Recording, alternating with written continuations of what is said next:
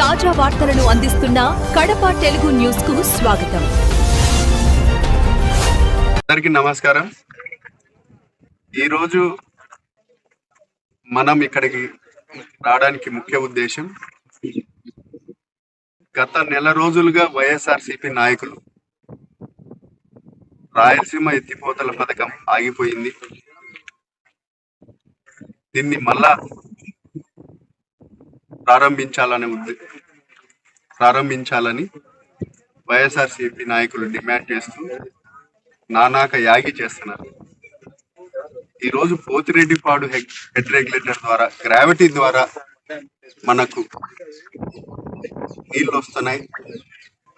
ఈరోజు అవుకు రిజర్వాయర్ కానీ, గండికోట కానీ, మైలవరం రిజర్వాయర్ కానీ జల కళ్ళకు కనపడతా ఉంది.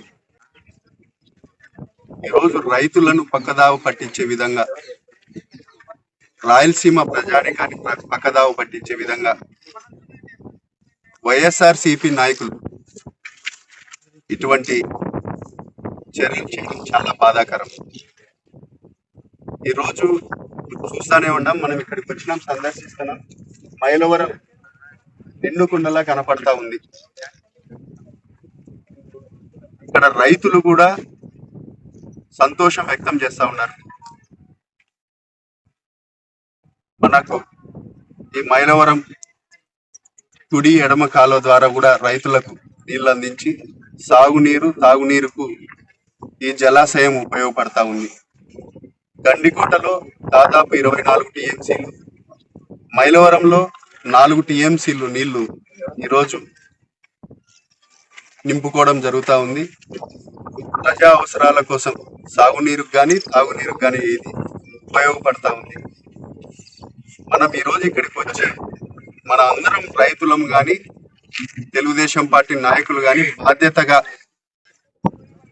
మనం ప్రజల్లోకి రాయలసీమ ఎత్తిపోతల పథకం, ఈరోజు నీళ్లు మనం లిఫ్ట్ చేసి, అంటే దాదాపు కొన్ని కోట్ల పవర్ బిల్ మనకు భారం పడుతుంది. అదే పోతిరెడ్డిపాడు హెడ్ రెగ్యులేటర్ ద్వారా అయితే గ్రావిటీ ద్వారానే ఈ డ్యాములన్నీ నింపుకునే పరిస్థితి ఉంది.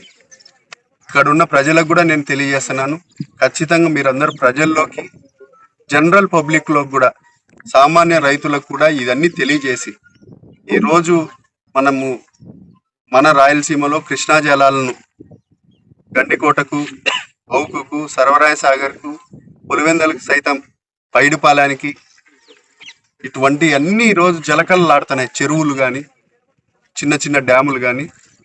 ఈరోజు ఇంత రాష్ట్రం సుభిక్షంగా, సంతోషంగా ఉంటే ఓర్వలేని మాటలు వైఎస్ఆర్సీపీ నాయకులు.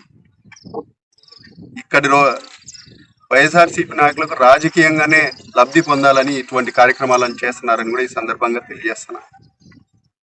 మనం ఇటువంటి చర్యలు చేసేటప్పుడు ప్రజా కోర్టులో ఏం ఆలోచన చేస్తున్నారు, ప్రజలు ఏ విధంగా ఆలోచన చేస్తున్నారో కూడా గమనించాలి. కాబట్టి ఈరోజు పోతిరెడ్డిపాడు హెడ్ రెగ్యులేటర్ కృష్ణా నీళ్లతో మన రాయలసీమ జిల్లాలు, 4 జిల్లాలు చాలా జలకల్లాడుతున్నాయని కూడా ఈ సందర్భంగా తెలియజేస్తూ, ఒక్కసారి కింద రైతులు కూడా, వరిమళ్ళు కూడా ఈరోజు పూర్తిగా నీళ్ళు ఈ సాగునీటితోనే, ఈ కృష్ణా జలాలతోనే వాళ్ళు సాగు చేసుకుంటున్నారని కూడా ఈ సందర్భంగా తెలియజేస్తున్నాను.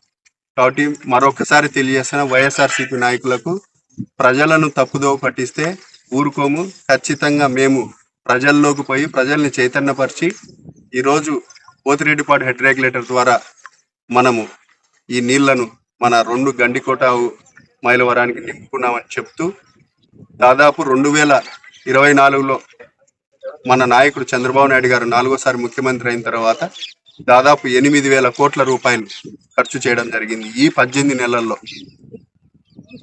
గత ప్రభుత్వంలో 19-24 మధ్యలో కేవలం కాంట్రాక్టర్లకు జోవులు నింపే విధంగా ఆ రాయలసీమ ఎత్తిపోతల పథకాన్ని డిజైన్ చేయడం, తద్వారా ఒక 1000 కోట్లు రిలీజ్ చేయడం జరిగింది.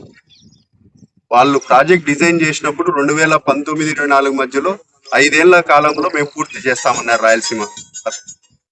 కానీ ఈరోజు 24 వాళ్ళు దిగిపోయే టయానికి కేవలం 10 నుంచి 15% పనులు పూర్తి చేసినారు.